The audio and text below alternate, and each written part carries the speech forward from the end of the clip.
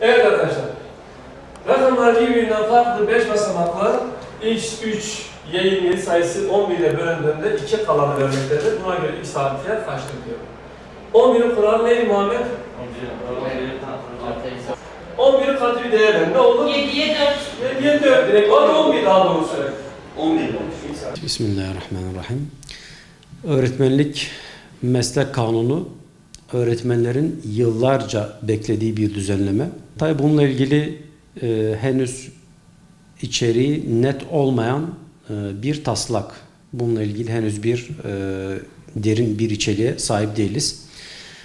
Ancak Şuurlu Öğretmenler Derneği bunun çıkmasıyla ilgili uzun yıllardır bunu dinlendiriyor ve 2019 yılında Şuurlu Öğretmenler Derneği bununla ilgili bir rapor hazırladı.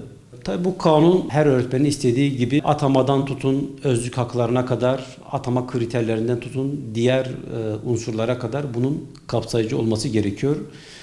Bu öğretmenler için önemli. Burada kanunun ruhu çok önemli. Kanunun ruhu mutlaka milli ve manevi değerlerle örtüşmeli. Öğretmenin görevi net tanımlanmalı. Öğretmenlik kanununda öğretmenliğin tanımı muğlak ifadelerle tanımlanmamalı, net olmalı. Nizam-ı Mülk'ün siyasetnamesinde şöyle bir ifade var. Bir kişiye, diyor ki siyasetnamede, bir kişiye ancak tek bir görev tanımlanabilir diyor. Şu anki günümüze baktığımız zaman hem öğretmenler, özellikle idarecilerin görevlerine baktığımız zaman biz birden fazla alanı dışında görev var öğretmenlerle ilgili. En basitinden mali işler olsun, ihaleler olsun, iş güvenliği olsun, sağlık olsun. Öğretmen kendi işi dışında maalesef bunlarla da ilgilenmek zorunda. Tabii bunları yaparken de hem adli hem idari durumlarla karşı karşıya geliyor ve maalesef öğretmenin itibarı bunlarla zedeleniyor. Tüm öğretmenler mutlaka kadrolu olmalı. Sözleşmeli kadrolu ayrımı mutlaka ortadan kaldırılmalı. Çıkarılacak kanun eski verilen hakları ortadan kaldırmamalı. Yani biz size şu hakkı verdik ancak eskiden size verilen şu hakkı biz sizden geri aldık şeklinde asla olmamalı. Bu kanun öğretmenleri diğer kamu kurumları nezdinde güçlendirmeli. 29 Ekim olsun, 10 Kasım olsun vesaire. Öğretmenler hep maalesef dolgu malzemesi olarak kullanılıyor. Bu da öğretmenin itibarını zedeliyor. Öğretmenin mesleği alanı dışında başka bir görev verilmemeli. Mesela öğretmenliğe bakıyorsunuz sunuculuk veriliyor, mihmandarlık veriliyor, yiyecek içecek sunumu görevi veriliyor. Bu da aynı şekilde öğretmenin itibarını zedeliyor. Bundan kaçınılmalı.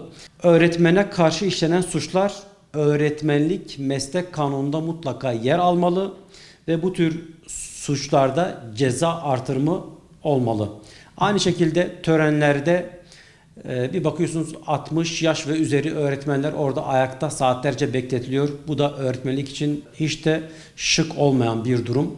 2018 yılında 3600 ek gösterge sözü verilmişti. Hala o bekleniyor. Bunun acilen yürürlüğe girmesi gerekiyor. Tabii bu kanun öğretmenin itibarını %100 korumaz.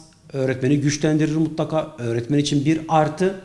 Ancak yine öğretmenin itibarı kendi şahsiyetidir ve öğretmenin kendisidir. Tanım olarak yazın. Başkasına ait bir sözü cümle içinde olduğu gibi